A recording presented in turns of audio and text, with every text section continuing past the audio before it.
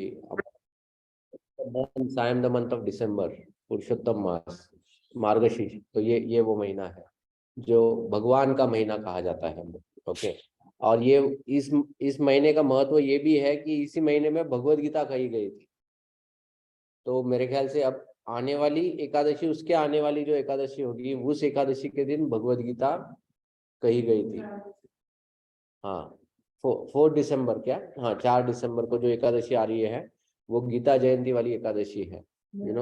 तो पहले के जमाने में जैसे विवाह जब संपन्न करना है या कोई कार्य संपन्न करना है तो उस वक्त मुहूर्त देखते थे। तो उस वक्त युद्ध भी अगर शुरू करना है तो उसके लिए भी मुहूर्त देखा जाता था। तो एकादशी का पवित्र दिन उन्होंने चुना था युद्ध की शुरुआत के लिए। तो महाभारत का युद्ध जो है वो मोक्षदा एकादशी के दिन प्रारंभ हुआ था। तो इस महीने का वैसे विशेष महत्व भी है, क्योंकि ये भगवान का डायरेक्ट महीना है। एंड इसी महीने में भगवत गीता का, क्योंकि एक तरह से कह सकते हैं कि जन्म हुआ है, और इसीलिए भगवत गीता का अध्ययन करना या भगवत गीता के बारे में सुनना, पढ़ना, कहना, बांटना, ये सब का लाभ अपने आप में बहुत है। इस महीने में उसका बहुत महत्व है।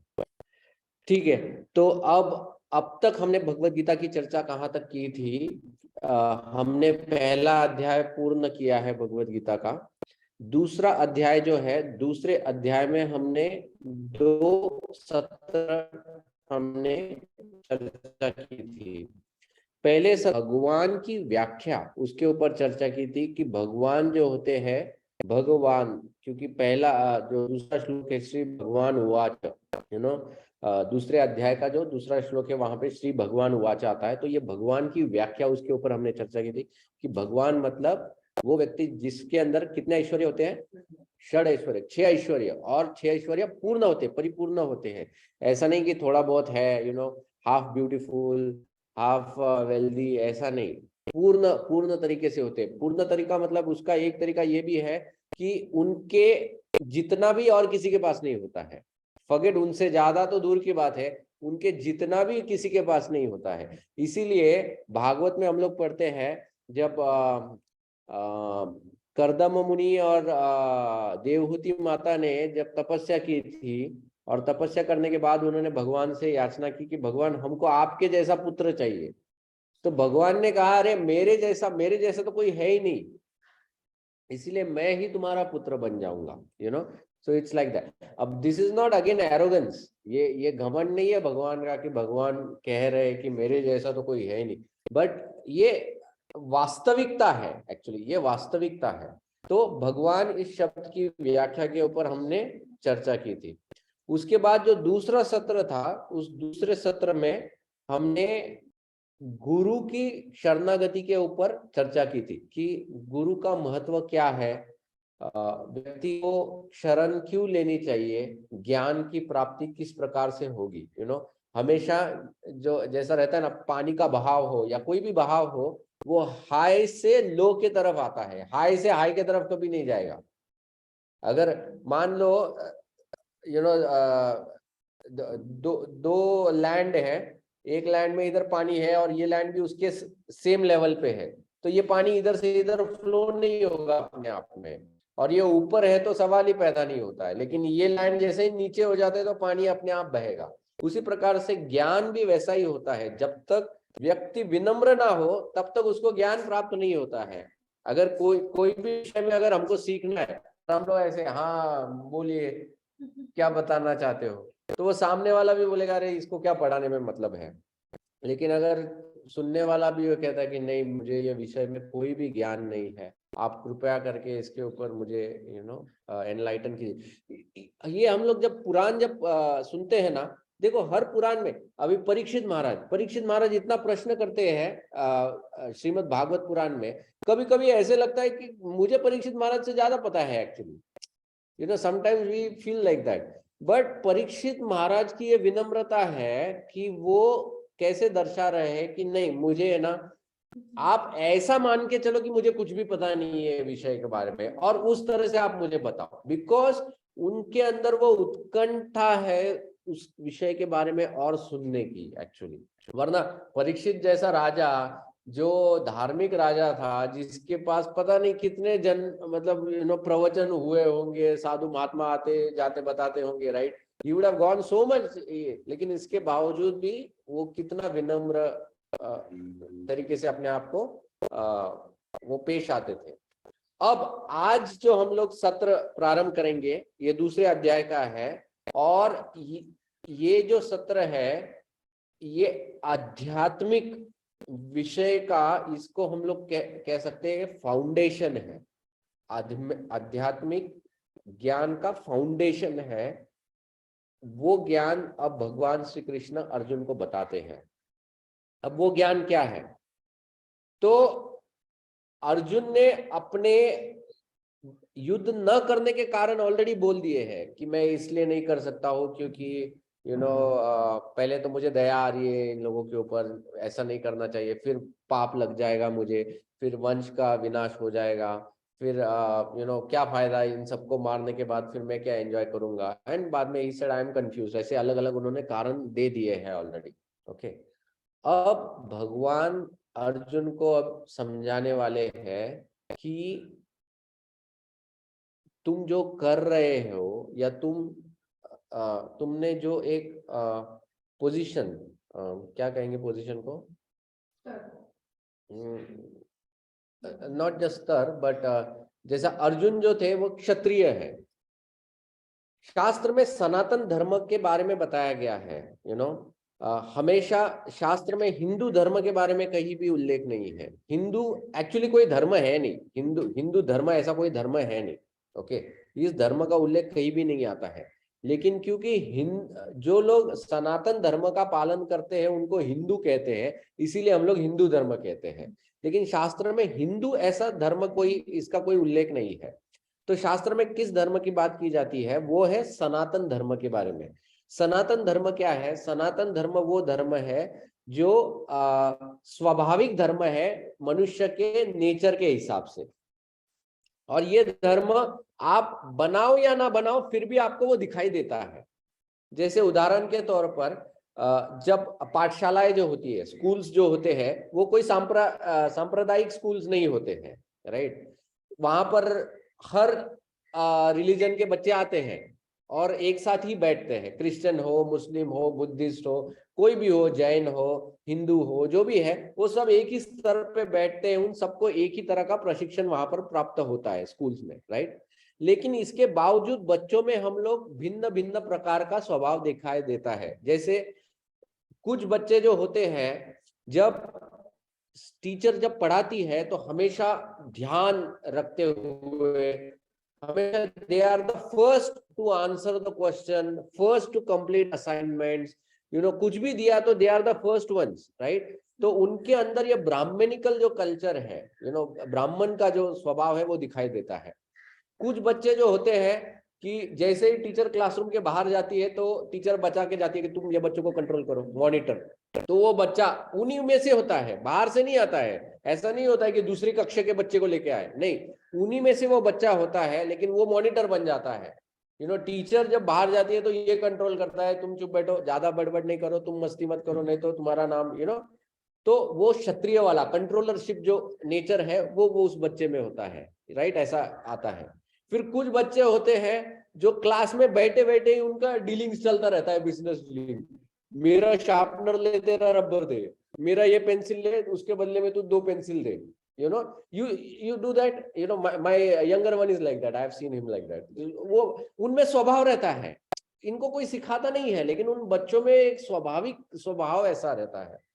और एक कुछ बच्चे जो रहते हैं उनका स्वभाव हमेशा एक तरह से रहता है कि मुझे I want to do work, teacher ने बोला ये व्हाइट बोर्ड या ब्लैक बोर्ड कौन इरेज करेगा, वो पहला जाता है, उसको फर्स्ट हो जाके ये करना है। टीचर बोलती है चलो ये किताबें कौन बांटेगा, वो खड़ा हो जाता है कि टीचर में किताबें। So he always wants to work, तो वो जो एक शूद्र का नेचर होता है। तो ये जो नेचर है, ये नेचर हम लोग भले ही आप बोलो कि ये सांप्रदायिक स्कूल नहीं है, यहाँ पर we are all equal, but you still see that distinction within, because वो स्वभाव से है, दैट इज नेचुरल। तो ब्राह्मण, क्षत्रिय, वैश्य, शूद्र, ये पूरा समाज इन्हीं 4 कैटेगरी में बटा हुआ है। Each one of us falls in one of this category actually. मतलब इनमें से एक पर्टिकुलर नेचर हमारे अंदर प्रिडोमिनेंट है। ओके, फिर हम लोग हाँ ब्राह्मणिकल भी कुछ कार्य करते रहेंगे, कुछ क्षत्रिय वाले भी करते रहेंगे, लेकिन एक नेचर ऐसा रहता है जो हमारे अंदर बहुत ज्यादा भरा हुआ रहता है। ओके, तो भगवान अर्जुन से कह रहे हैं कि अर्जुन, तुम्हारा जो नेचर है, तुम क्षत्रिय हो, तो क्षत्रिय होने के वजह से तुम्हारा एक कर्तव्य है। हर एक का एक कर्तव्य होता है। जैसे ब्राह्मण का ब्राह्मण को भगवान ये नहीं कहते, अगर ब्राह्मण वहां पर आता तो भगवान कहते अरे तू यहाँ क्या कर रहा है, तेरा कार्य क्या है, तुझे होम हवन करना चाहिए, तुझे लोगों को प्रशिक्षण देना चाहिए, right, you should teach and you should do पठन करना चाहिए, ये तेरा कार्य है। तू यहाँ पे आगे तलवार नहीं चला सकता है, राइट, मतलब नहीं चलाना चाहिए एक्चुअली। तो ब्राह्मण का एक अपना ड्यूटी होता है। उसी तरह से क्षत्रिय का ड्यूटी क्या है? अब क्षत्रिय जाके अगर पेड़ के नीचे बैठ गया ध्यान लगाते हुए, तो भगवान बोलेंगे अभी मॉनिटर ही अगर बैठ गया टेबल के नीचे, तो फिर तो बच्चे तो कूदेंगे ना। जैसे श्रीमद् भागवत में एक कथा आती है, एक राजा था जिसका नाम था किंग वेना। वेना नाम का एक राजा था। ये जो वेना राजा था, ये बहुत क्रूर राजा था, बहुत क्रूर। मतलब वो बचपन से ही ऐसा क्रूर था कि वो बचपन में ही बच्चों के साथ जब खेलता था ना, मतलब उसके पियर्स, उनको पानी में उनकी गर्दन डुबा डुबा के मार देता था। मतलब that nature was there, he was very very evil. तो ये जो राजा था, ये राजा बड़ा होके जब वो राज्य का राजपालन करना प्रारंभ किया, तो वो जो उसकी क्रूरता थी, तो वो क्रूरता वो अभी नागरिकों के ऊपर उसने दर्शना चालू कर दिया।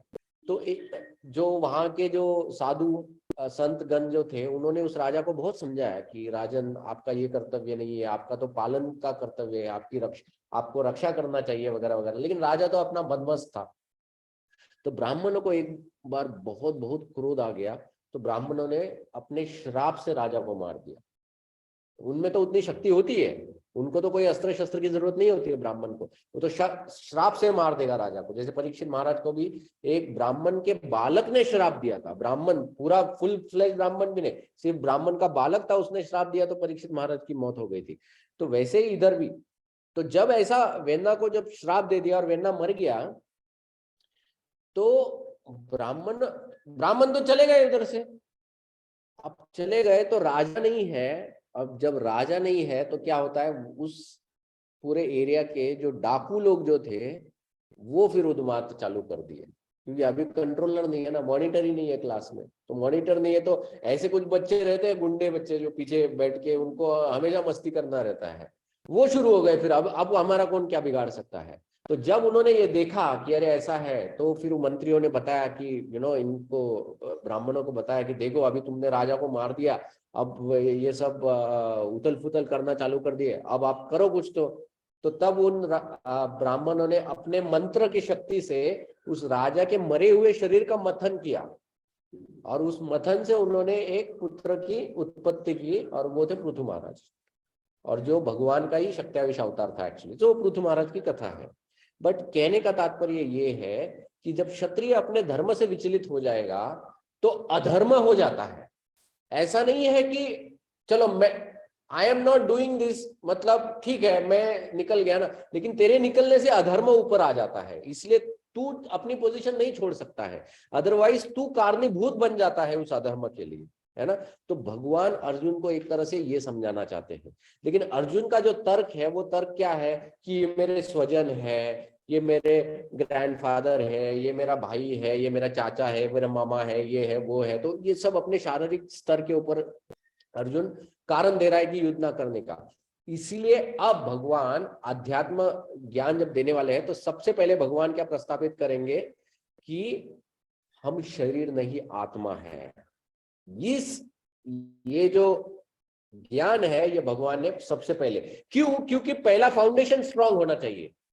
मान लो कोई व्यक्ति घर बना रहा है, घर बना रहा है, और वो बोलता है कि मेरे को ऐसा घर बनाना है, मतलब खिलौने का घर, अभी बात करने के लिए खिलौने का घर बना रहा है, लेकिन वो ऐसा सोचता है कि मुझे ऐसा घर बनाना है कि वो घर है ना वो हिलना नहीं चाहिए, इसलिए सॉलिड, तो लेगो वगैरह लाके उसने मान लो घर बनाया।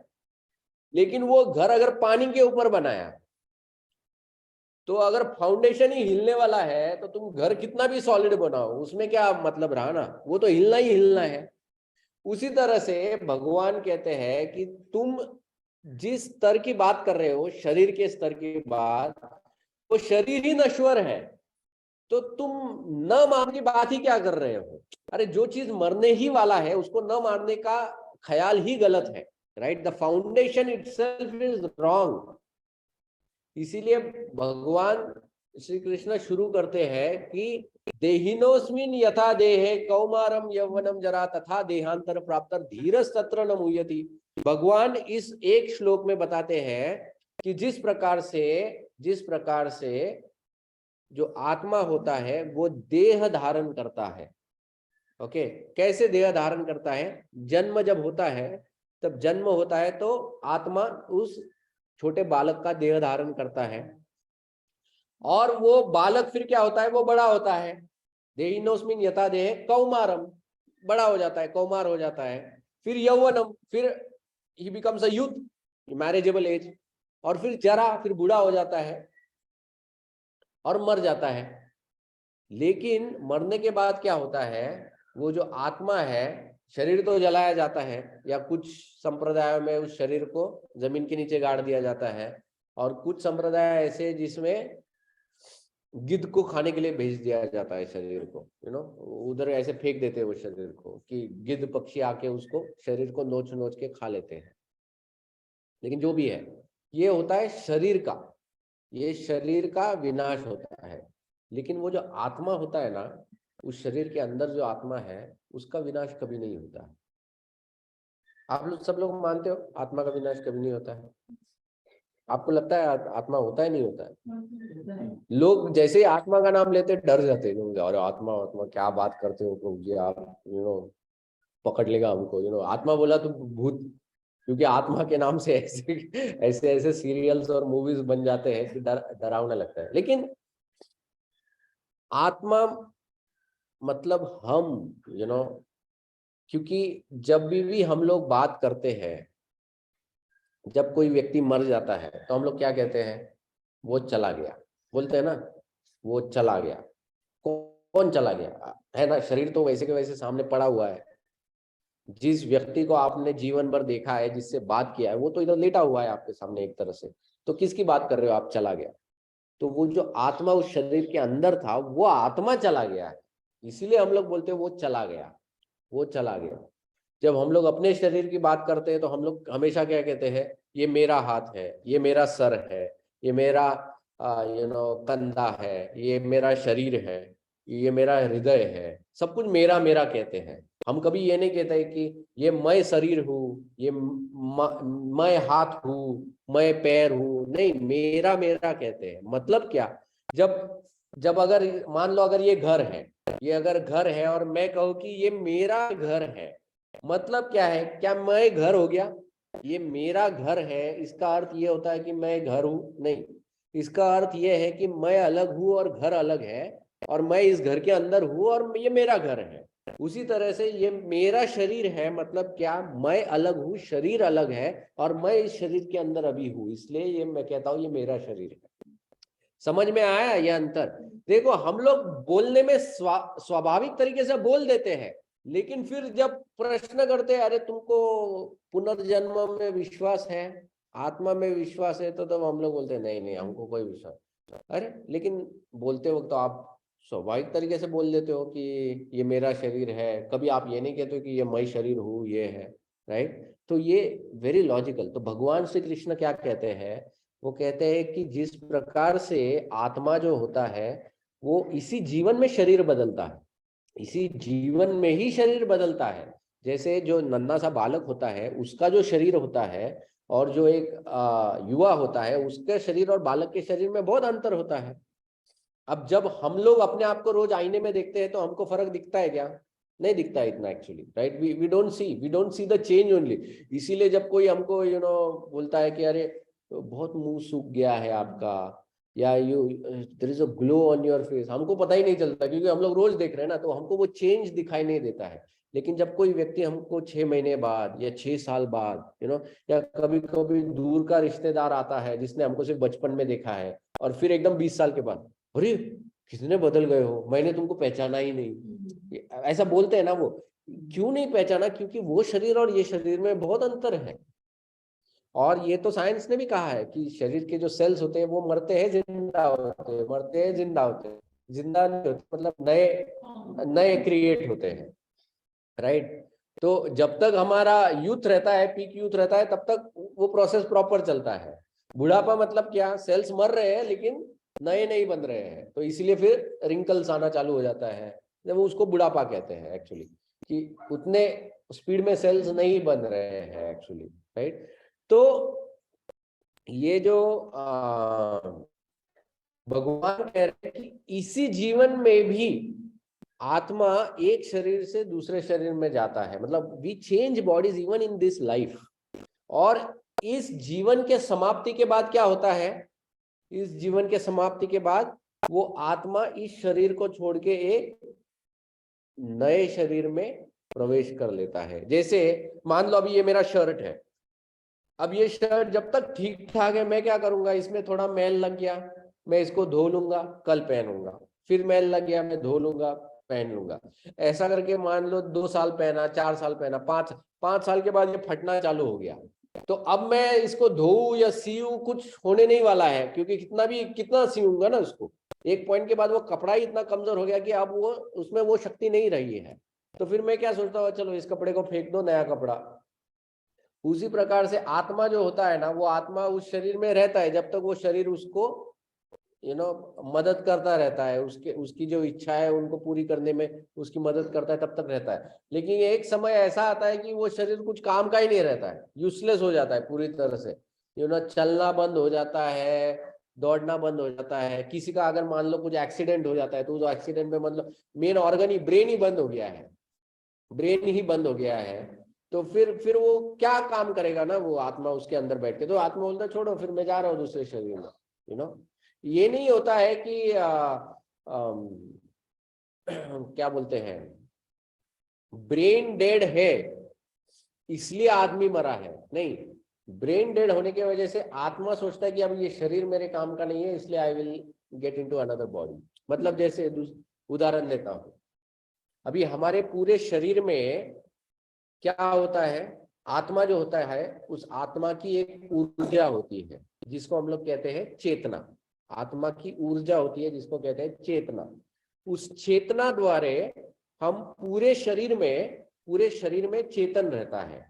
मतलब जैसे मान लो आप रात के समय में सो रहे हो और उसी अंधकार में एक मच्छर आके आपको काट लेता है, कि पैर पे काटा या गाल पे काटा, कहीं तो आके उसने काट लिया, तो आप टॉर्च लगा के आप ढूंढते नहीं होगी किधर काटा, है ना? आप उसी आंख बंद अवस्था में भी आपका हाथ उधर जाता है, यू माइट स्क्रैच इट या ऐसा मारोगे जो भी है। तो कैसे हाथ को पता चला? आंख तो अभी तक खोला भी नहीं, लेकिन हाथ जाके उधर मार दिया उसने। क्योंकि चेतना है, और चेतना की अपनी आंखें होती है। तो उस चेतना की वजह से बराबर पूरे शरीर को पता चलता है किधर क्या हो रहा है। ओके, इसको कहते हैं चेतना। लेकिन शरीर के कुछ ऐसे अवयव होते हैं जो इस शरीर की चलने के लिए महत्वपूर्ण होते हैं, जैसे हृदय होता है, लंग्स होते हैं, फेफड़े या फिर ब्रेन होता है। अब ये जब काम करना ही बंद हो जाते हैं, तो आत्मा अंदर हो और चेतना चल रही हो तो भी शरीर काम नहीं करेगा। जैसे मान लो अभी कंप्यूटर है, कंप्यूटर के अंदर अभी इलेक्ट्रिसिटी ही चली गई है तो कंप्यूटर तो काम करेगा ही नहीं। मतलब आत्मा ही नहीं है तो काम नहीं करेगा कंप्यूटर। मान लो इलेक्ट्रिसिटी चल रही है लेकिन कंप्यूटर का सीपीयू ही उड़ गया है, तो भी कंप्यूटर काम नहीं करेगा, क्योंकि इलेक्ट्रिसिटी तो उसके अंदर जा रही है लेकिन उसका जो मेन ऑर्गन है वो ये नहीं कर रहा। अब ये नहीं, मतलब हाँ हम कह सकते कंप्यूटर इज डेड, लेकिन वो डेड इसलिए है क्योंकि सीपीयू मारा हुआ है उसके अंदर, मतलब वो कितना भी लेट, तो आप सिर्फ उस कंप्यूटर को निकाल के दूसरा अगर उधर फिक्स कर दोगे तो फिर चलना चालू हो जाएगा। मतलब मान लो वही इलेक्ट्रिसिटी, वही आत्मा भी दूसरे शरीर में जा रहा है, दूसरा शरीर चालू हो गया वापस चलना। ओके, तो ये ज्ञान समझना बहुत आवश्यक है। ये फंडामेंटल ज्ञान है। आध्यात्मिक आध्यात्मिक ज्ञान में हम शरीर नहीं है, हम आत्मा है। इसको समझना बहुत आवश्यक है। इसको समझना इसलिए आवश्यक है क्योंकि फिर हम लोग जब कार्य करेंगे तो हमेशा सोच समझ कर कार्य करेंगे। वरना लोग कैसे कार्य करेंगे? लोग क्या सोचते हैं, कभी कभी वो सोचते हैं अरे कल का अगले जीवन का किसने देखा है, इसी जीवन में जो भुगतना है, जो जी लेना है जी लो। जैसे कुछ कुछ लोग कहते हैं मरने से पहला बड़ा सा लोन ले लेने का, मर जाने का, मतलब पूरा एंजॉय कर लो, मर गए तो भी क्या है, अपने को थोड़ी भरना है, जो पीछे वाले वो भरते रहेंगे। ये किसी किसी का एक ऐसा दृष्टिकोण होता है। लेकिन उसी व्यक्ति को अगर ये पता चल जाए कि नहीं बेटा इधर से निकलोगे तो अगला मिलेगा बॉडी, और जब मिलेगा तो ये कर्म वहां पर आने वाले हैं। क्योंकि जो बताने वाला बैंक है, गवर्नमेंट है, वो ये नहीं है, वो ऊपर वाला गवर्नमेंट है, ब्रह्मा का गवर्नमेंट चलता है उधर। और उसके पास पूरा लिखा पड़ा है कि तूने पिछले जन्म में क्या किया है, तो उसके अनुसार तुझे क्या मिलने वाला है। तो जब ये ज्ञान लोगों को समझ में आता है तो ऑटोमेटिकली उनको जीवन को और जीवन के कार्यों को देखने का दृष्टिकोण बदल जाता है। ओके, इसीलिए आत्मा का ज्ञान बहुत बहुत महत्वपूर्ण है शास्त्र में। Okay, clear? अब आत्मा का स्वभाव क्या है? तो आत्मा का स्वभाव के बारे में भगवान श्री कृष्ण भगवत गीता में कहते हैं कि जैसा शरीर जो है, ये शरीर नश्वर है, शरीर नश्वर है, लेकिन आत्मा जो है ये शाश्वत है। आत्मा का कभी मृत्यु नहीं होता है। तो कोई कह सकता है कि अच्छा आत्मा को क्या फिर मैं जला सकता हूं? तो भगवान श्री कृष्ण कहते हैं कि नहीं, अग्नि उसको जला नहीं सकती है। चलो मैं पानी में उसको डुबा दूं? नहीं, भगवान श्री कृष्ण कहते हैं कि नहीं, पानी में वो डूब नहीं सकता है। हवा से, मतलब बवंडर, किसी बवंडर से वो उड़ नहीं सकता है, किसी अस्त्र शस्त्र से वो कट नहीं सकता है। तो आत्मा इतना सूक्ष्म होता है, आत्मा इतना सूक्ष्म है कि कोई भी अस्त्र शस्त्र या कुछ भी आत्मा का विनाश नहीं कर सकते। आत्मा जो है ये शाश्वत है, इसलिए आत्मा की हत्या असंभव है। आत्मा मर ही नहीं सकता है। अब भगवान श्री कृष्ण ये ज्ञान अर्जुन को क्यों दे रहे हैं? क्योंकि भगवान श्री कृष्ण अर्जुन को कह रहे हैं कि देखो अर्जुन, ये जो लोग हैं जिनके वजह से तुम्हारे मन में एक दया का भाव उत्पन्न हो रहा है कि मैं इनको नहीं मारना चाहता हूं, तो भगवान कह रहे हैं कि ये लोग अभी भ्रमित हो चुके हैं। इन्होंने जो शरीर धारण किया है, उस शरीर के अंदर इनकी कुछ वासनाएं हैं, कुछ कामनाएं हैं, जिसके वजह से वो जो आत्मा है इस शरीर द्वारा उसका दुरुपयोग किए जा रहा है। ओके, और इसीलिए इस शरीर को हटाना बहुत आवश्यक है। जैसे उदाहरण के तौर पर एक अगर छोटा बच्चा होता है और वो छोटा बच्चा किसी एक ऐसा खिलौना ले लेता है जिससे वो बहुत उथल पुथल करना चालू कर देता है, तोड़ फोड़ करना चालू कर देता है। मान लो बच्चे के हाथ में हथौड़ा आ गया गलती से, तो वो बच्चा क्या कर रहा है, जो भी उसको मिल रहा है उसको तोड़ रहा है, जो भी मिल रहा है उसको तोड़ रहा है। अब हथौड़ा अपने आप में खराब चीज नहीं है, हथौड़ा काम की चीज है ना, घर में बहुत काम में आता है। लेकिन वो गलत व्यक्ति के हाथ में आया है, और वो गलत व्यक्ति के हाथ में आने की वजह से वो क्या कर रहा है, वो व्यक्ति उसका गलत इस्तेमाल कर रहा है। तो गलत इस्तेमाल की वजह से वो क्या कर रहा है, वो हर जगह तोड़ रहा है। तो फिर व्यक्ति क्या करेगा, उसके माता पिता उसको क्या करेंगे, पहले तो उसको बोलेंगे बेटा ऐसा इस्तेमाल नहीं करते हथौड़े का, हथौड़ा इसके लिए नहीं है। तो भगवान श्री कृष्ण ने भी जाके बताया था, इन लोगों को बताया था, देखो तुम लोग अन्याय कर रहे हो, तुम लोग ये कर रहे हो, ये कर रहे हो, ये कर रहे हो। लेकिन फिर भी अगर बच्चा नहीं सुनेगा तो क्या करेंगे माता पिता, हथौड़ा हाथ से ले लेंगे, चलो इसको अभी नहीं सुना है, बस हथौड़ा लेके चलो जाओ, तुमको जो करना है करो, अभी हथौड़ा नहीं मिलेगा तुमको, राइट? तो हथौड़ा छीन लेंगे। उसी प्रकार से जब कोई व्यक्ति ज्ञान से भी नहीं समझता है कि वो गलत कर रहा है, तो भगवान क्या करते हैं, फिर बोलते हैं कि नहीं, फिर अब मैं ये शरीर तुझसे छीन लेता हूँ, क्योंकि इस शरीर का इस्तेमाल करके तू गड़बड़ कर रहा है, so I will take that body from you. और वही वो अर्जुन को कह रहे हैं कि ये जो लोग हैं ये अपने शरीर का गलत इस्तेमाल कर रहे हैं, और इसीलिए क्षत्रिय होने की वजह से ये तुम्हारा कर्तव्य है। लेकिन अर्जुन तो कह रहा है लेकिन मैं उनको मार दूंगा, मेरा तो रिश्ता है उनके साथ। तो तब भगवान कह रहे हैं कि देखो ये तो क्या है, ये शरीर नहीं, ये आत्मा है। और फिर वो ये भी बता रहे हैं कि तुमको तुम्हारे गुरुजन, पितामह, इनके बारे में तुमको फिक्र लगी हुई है ना, कि मैं इनको कैसे मार सकता हूँ, ये तो मेरे लिए पूजनीय है। तो ये अगर पूजनीय है, तो अगर तुम अभी देखो तो इनका शरीर कैसा हो गया है, बूढ़ा शरीर हो गया है, बूढ़ा शरीर है ना। लेकिन इन्होंने अपने जीवन में बहुत अच्छे कार्य किए हैं, पुण्यवान व्यक्ति लोग हैं, जैसे भीष्म, द्रोणाचार्य, ये सब पुण्यवान व्यक्ति लोग हैं। और इनका अभी का जो शरीर है ये बूढ़ा शरीर है। तो मान लो अब इनको ये शरीर से जब ये निकलेंगे, इनके पुण्य के वजह से तो इनको बहुत अच्छा शरीर मिलने वाला है। तो एक तरह से उनका अच्छा ही कर रहे हो तुम।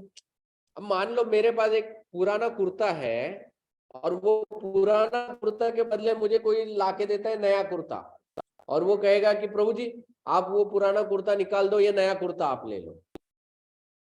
तो समझदार व्यक्ति क्या सोचेगा, अरे नया कुर्ता ज्यादा अच्छा है, मैं थोड़ी ना रोऊंगा, अरे नहीं नहीं मैं पुराना नहीं दूंगा, मेरे को नया नहीं चाहिए। ऐसा नहीं होता, क्योंकि नया नया कुर्ता मतलब क्या, नया कुर्ता मतलब ज्यादा अच्छा होगा, उसके अंदर ज्यादा शाइन होगा, जो भी है सब कुछ। उसी तरह से नया शरीर जब मिलेगा तो वो नया शरीर इट विल बी एकदम यूथफुल शरीर रहेगा, उसमें सब इंद्रियां बहुत तेज रहेंगी, सब कुछ। तो भगवान कह रहे हैं तो किसी भी तरह से उनका कुछ बुरा नहीं हो रहा है। और जो लोग सच में बुरे हैं, तो उनके हाथ से गलत चीजें निकाल के तुम अच्छा ही कर रहे हो समाज का। तो बुरा कहाँ कर रहे हो, तुम किसी को मार नहीं रहे हो, तुम सिर्फ उनसे ये जो दुर्व्यवहार है उनका वो बंद कर रहे हो। और इसी को धर्म स्थापना कहते हैं। धर्म स्थापना का अर्थ क्या होता है, धर्म स्थापना का अर्थ ये होता है, ये जो पूरा समाज है, इस समाज को इस तरह से भगवान ने बनाया है कि हर व्यक्ति प्रगति करते हुए भगवान की ओर मुड़ेगा।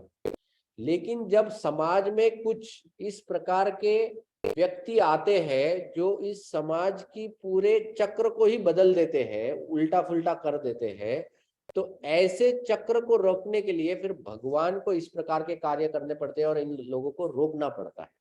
he has to come and stop this kind of people. Okay जैसे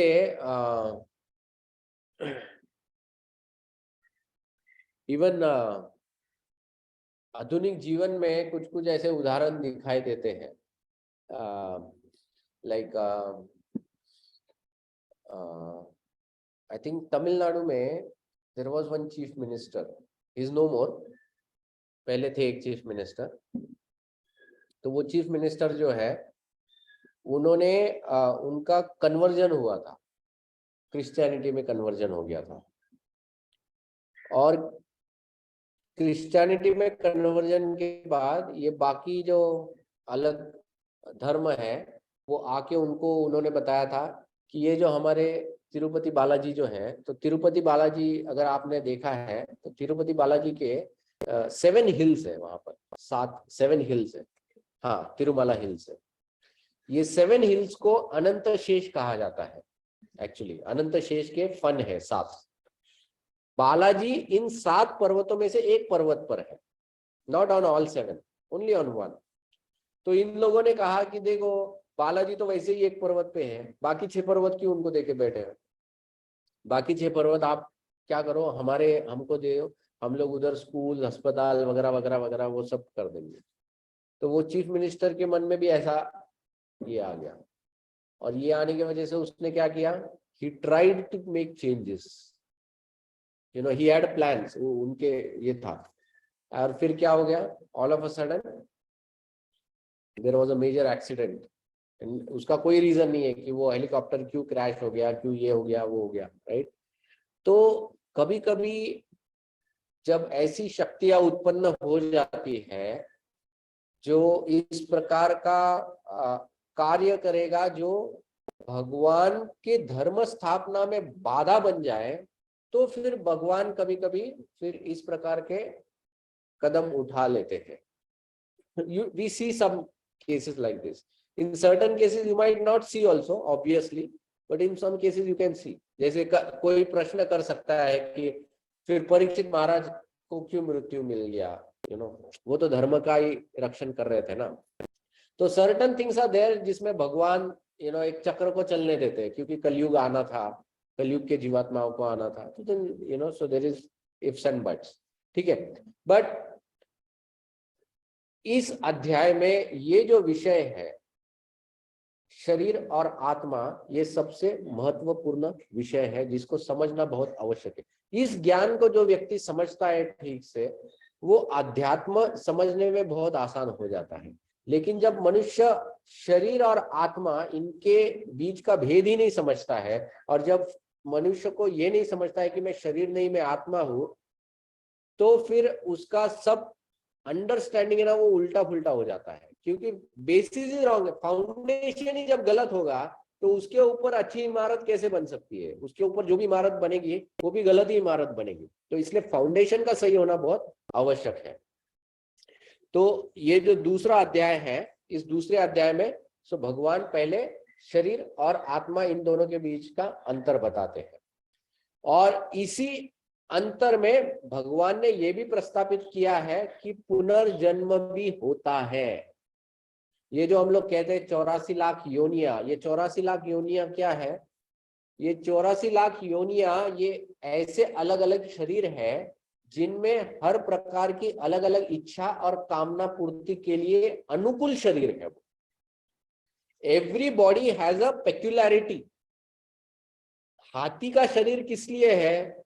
कि जिसको बहुत खाना पसंद है, दिन रात सिर्फ खाना पसंद है, उसको हाथी का शरीर. फिर कबूतर का जो शरीर होता है, जिसको मैथुन बहुत पसंद है, उसको कबूतर का शरीर. क्योंकि कबूतर कहते हैं दिन में वो 14 बार एक साथ मैथुन कर सकता है. फिर जो बेर जो होता है, वो बेर का शरीर, जिसको सोना बहुत पसंद है उसको बेर का, वो 6 महीने लेट जाता है एक साथ. 6 महीना सोता है तो वो जगता ही नहीं है.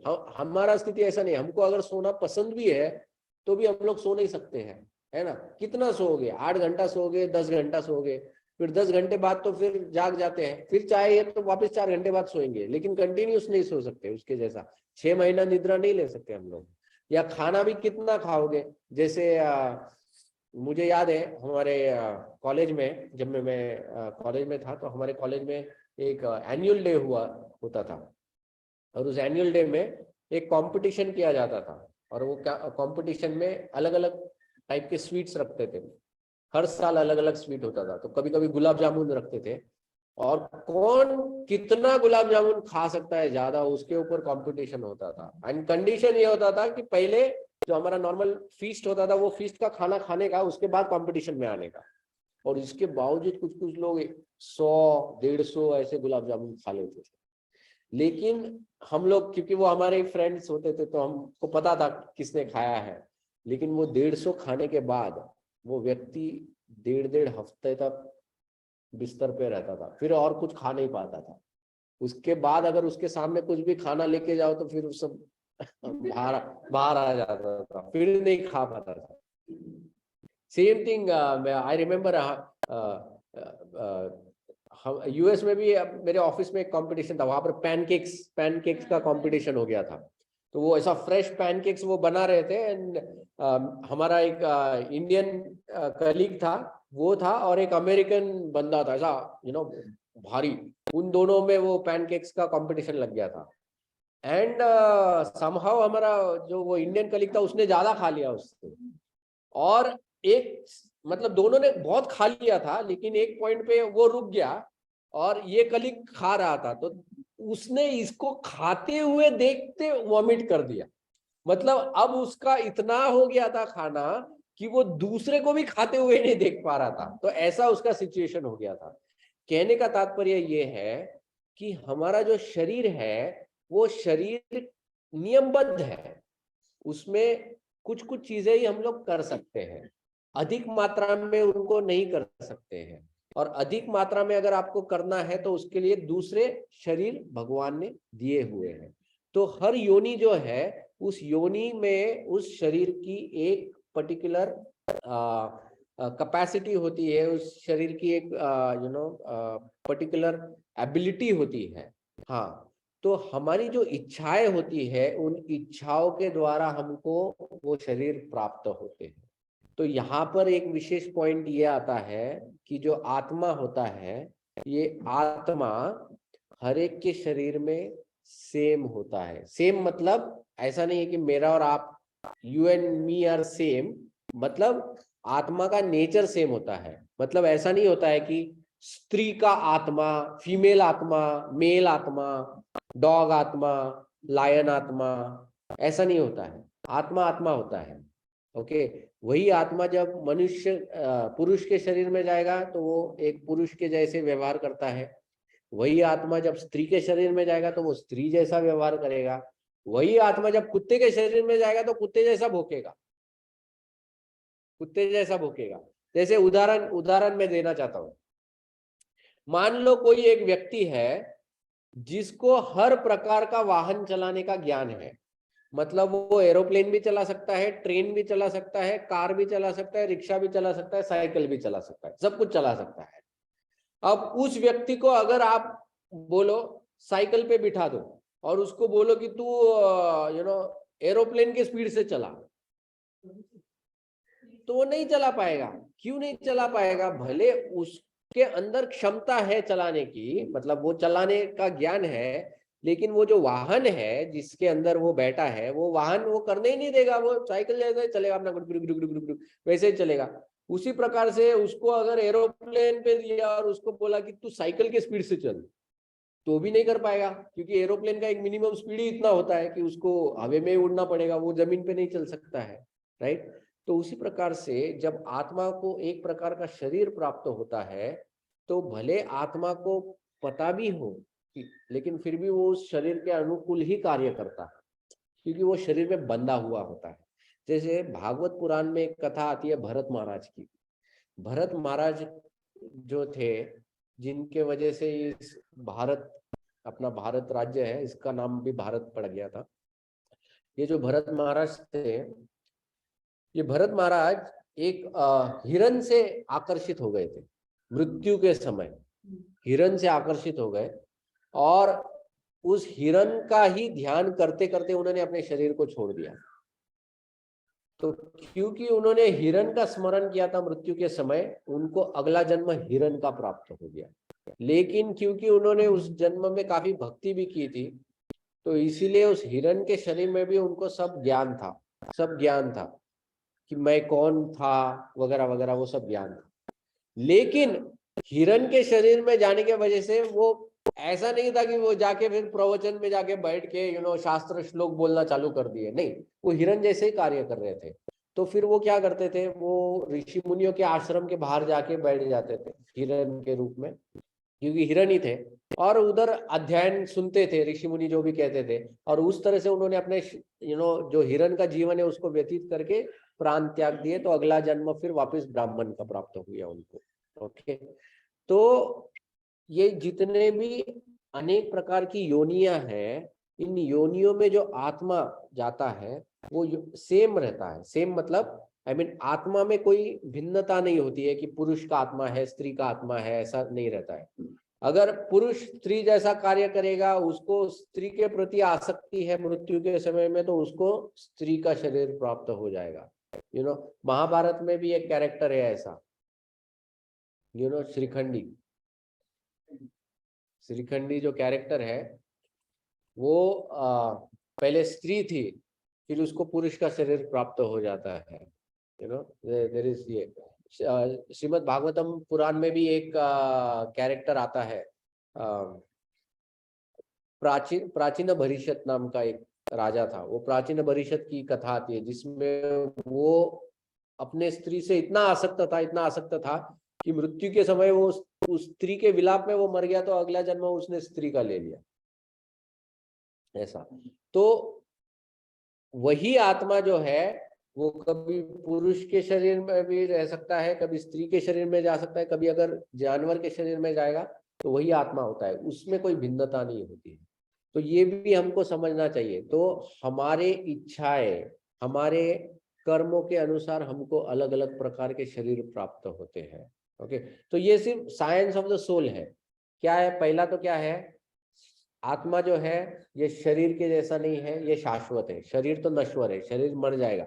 आप चाहो ना चाहो तो भी ये शरीर का पतन होना ही होना है एक ना एक दिन। आप कितनी भी इच्छा करो, कितना भी तेल लगाओ, कुछ भी करो, आप एयर एसी में बैठो, कहीं भी जाओ, ऑर्गेनिक खाना खाओ, आयुर्वेदिक ये लो वो लो, कुछ नहीं, मतलब एक दिन तो आपको मरना ही मरना है, क्योंकि ये शरीर का स्वभाव है।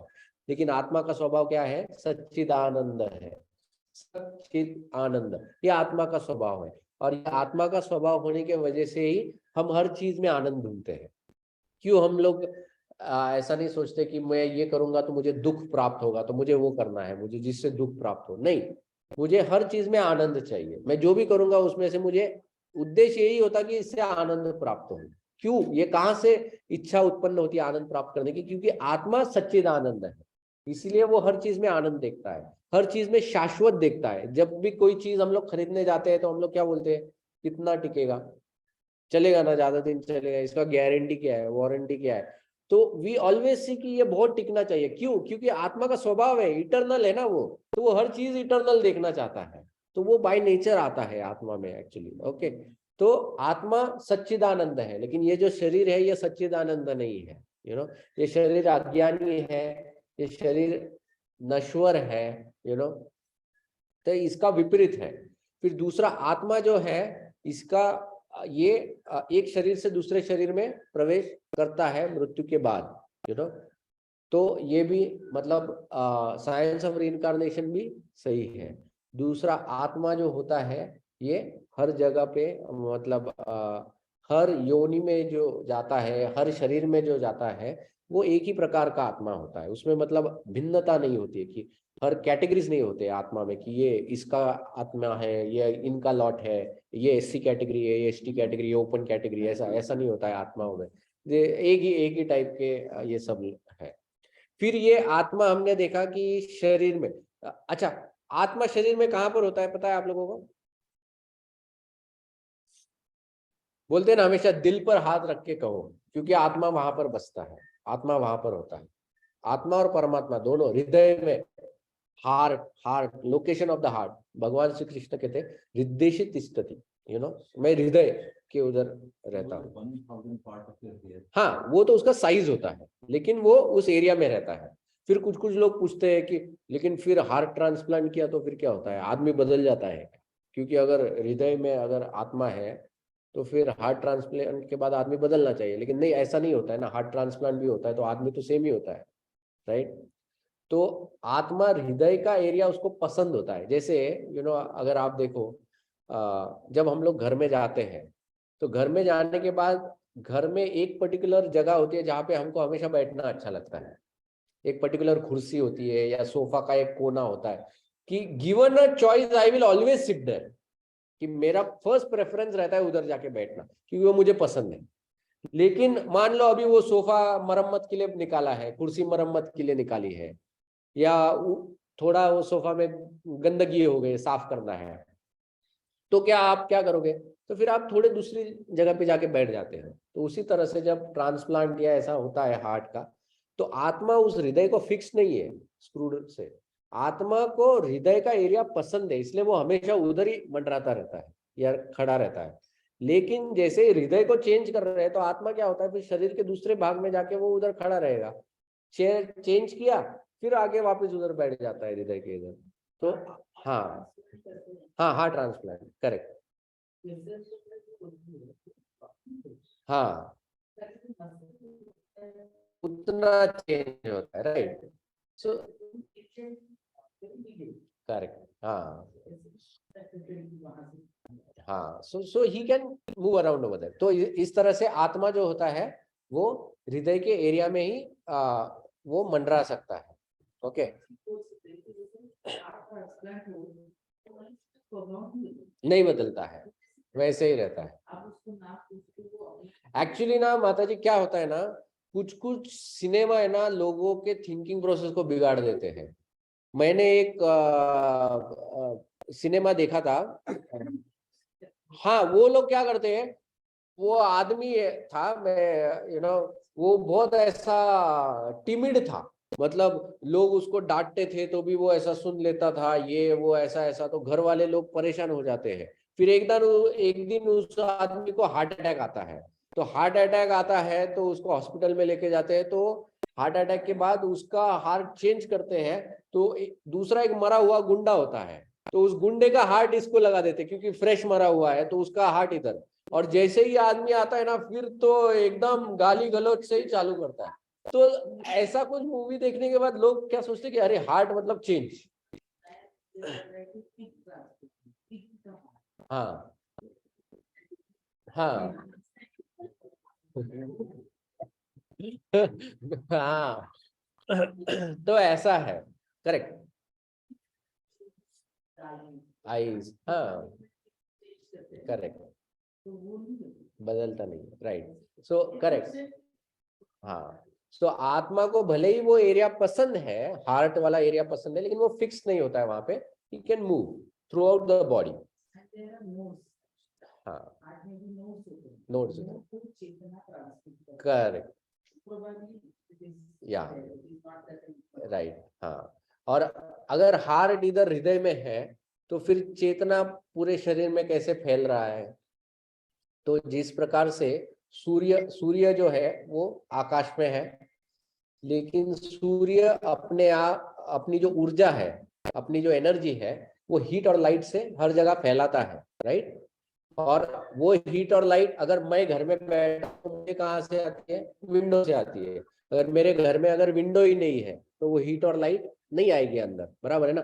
भले बाहर सूरज आ गया है, हीट लाइट हर जगह है, लेकिन मेरे घर में ही अगर विंडो है तो वो नहीं आएगी अंदर।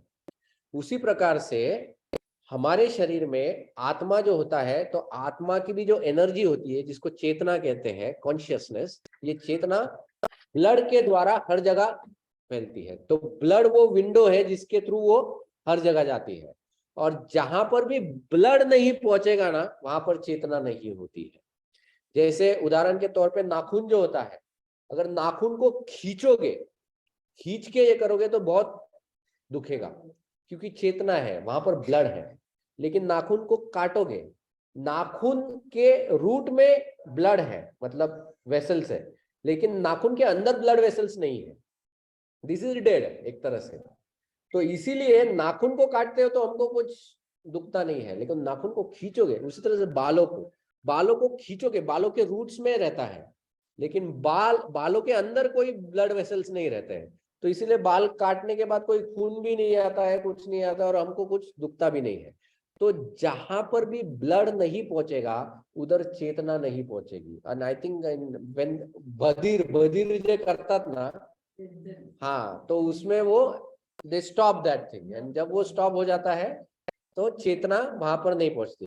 तो आत्मा के बारे में हमने क्या चर्चा किया, आत्मा जो है वो शाश्वत है, आत्मा जो है वो हृदय के एरिया में रहता है, आत्मा जो है वो पुनर्जन्म चलता है, आत्मा जो है वो सच्चिदानंद है, आत्मा की जो चेतना है वो खून द्वारा पूरे शरीर में फैलती है। और आत्मा जो है वो अलग अलग इच्छाओं द्वारा और अपने कर्मों द्वारा अनेक प्रकार के शरीर धारण करता है।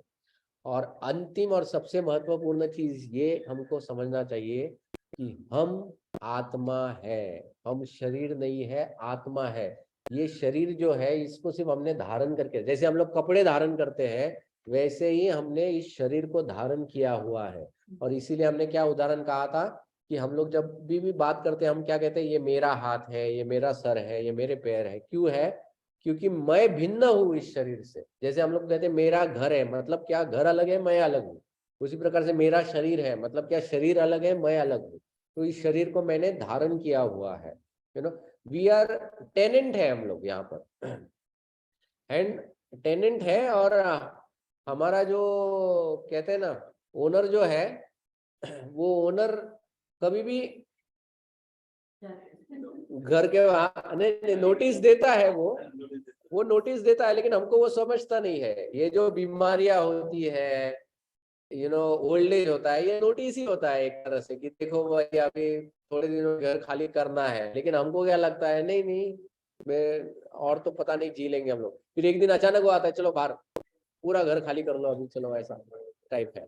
ओके, तो this knowledge is very very important. ये भगवत गीता का फाउंडेशन ज्ञान है कि हम शरीर नहीं, हम आत्मा है। और जब हम आत्मा के स्तर पर जब कार्य करते हैं तो फिर वो कार्य हमको सही फल देता है।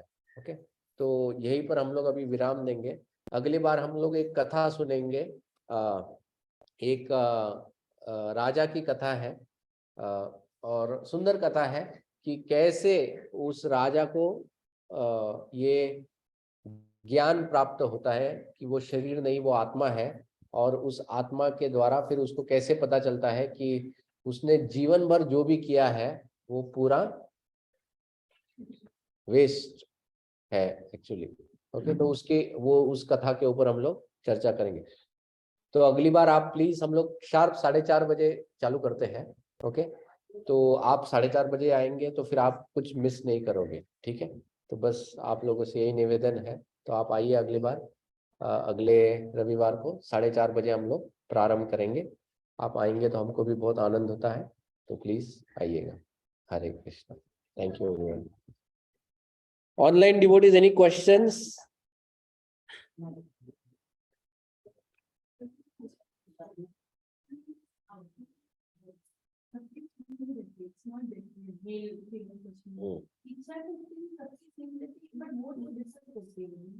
इच्छा शक्ति सेम रहती है, मतलब क्या है कि भोगने की जो इच्छा है वो हर एक की अलग होती है। हाँ, राइट। तो अभी अभी किसी की भोगने की इच्छा है, ये है कि I want to enjoy the female side of it, तो नेचुरली फिर उसको एक मेल बॉडी प्राप्त होनी है ताकि he can enjoy the female side of it, right. तो वैसे जो भोग कामना होती है वो हर एक की भिन्न हो सकती है। और वो भोग कामनाएं मतलब एक्चुअली कैसे रहता है ना, हमारी मूल भोग इच्छा एक ही है कि हमको भगवान जैसा एंजॉय करना है, बस यही एक इच्छा है। लेकिन उस इच्छा के साथ जब हम लोग यहाँ पर आते हैं, जैसे उदाहरण के तौर पर मान लो आपको इच्छा थी कि दिवाली में मुझे अपने बच्ची के लिए कपड़े लेने के लिए लक्ष्मी रोड जाना है, तो इसीलिए आप किस लिए गए, बच्ची को कपड़े लेने के लिए लक्ष्मी रोड गए। ओके, लेकिन जब लक्ष्मी रोड में जब आप जाते हो तब अलग अलग दुकान की झगमग देखते देखते क्या होता है, अरे ये कान के बहुत अच्छे हैं, तो फिर कान के उठा लिए हैं। फिर अरे यहाँ पर साड़ी सेल में लगी हुई है, फिर साड़ी उठा ली, फिर ये लिया। फिर घर आते आते पता चलता है कि बच्ची का ड्रेस के अलावा सभी लेके आए हम लोग घर में। बच्ची को बोला कि अगले टाइम देख लेंगे बेटा तेरा वो, तो ऐसा। तो उसी तरह से भगवान के जैसा भोगने की इच्छा करते हुए जब हम लोग इस दुनिया में आते हैं, और फिर इस दुनिया के अलग अलग अलग अलग झगमग झगमग झगमग देखते देखते हर एक विषय में हम लोग अपनी कामना उत्पन्न करते हैं, और उस कामना के वजह से अनेक विषय इच्छाएं उत्पन्न हो जाती है। और वो एक इच्छा पूर्ण करने जाओ उसमें और 1000 इच्छाएं आएगी, और फिर उनमें से एक इच्छा पूर्ण करो फिर आ जाओ। तो ये एक प्रकार का जाल बुन लेता है, और ये ऐसा जाल बुनता है जैसे ये जो मकड़ी नहीं, मकड़ी कभी अपने जाल में नहीं फंसती है। अगर आपने मकड़ी को देखा हो ना, मकड़ी जब जाल बुनते हैं ना तो मकड़ी कभी नहीं फंसती है। वो जब टाइम आता है तो अपना जाल को वो निगल लेती है और बराबर बाहर आ जाती है। लेकिन ये सिल्कवर्म को क्या बोलते हैं, रेशमी कीड़ा। रेशमी कीड़ा जो होता है ना, वो क्या करता है, अपने आप को ही वो पूरा बुन लेता है, बुन लेता है, बुन लेता है, और इतना बुन लेता है कि वो अंदर अटक जाता है और मर जाता है।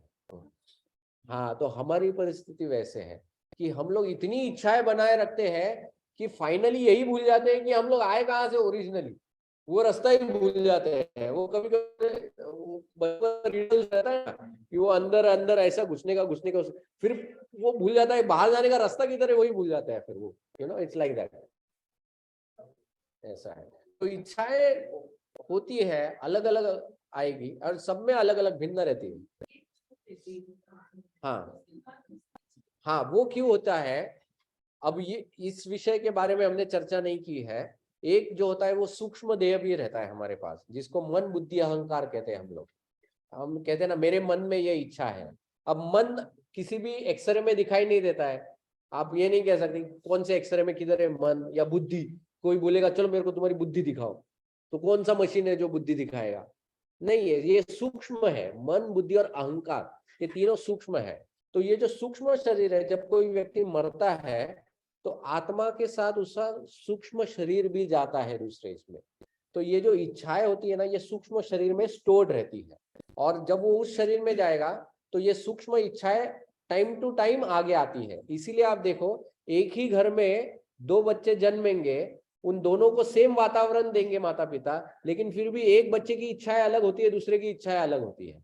माता पिता ने सेम पालन किया है, सब कुछ सेम दिया है, वातावरण भी सेम है, लेकिन दोनों की इच्छाएं अलग है। क्यों अलग है? क्योंकि वो पहले से अलग अलग आई हुई है, ऐसा रहता है वो। ओके, तो वो है, वो हम डिटेल में पढ़ेंगे वो सूक्ष्म शरीर के बारे में।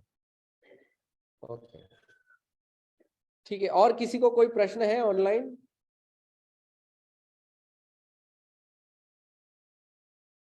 ओके, ठीक है, हम लोग यहीं पर विराम देंगे। धन्यवाद। हरे कृष्णा, थैंक यू। आप सब लोगों के लिए प्रसाद है, तो कृपया करके बिना प्रसाद के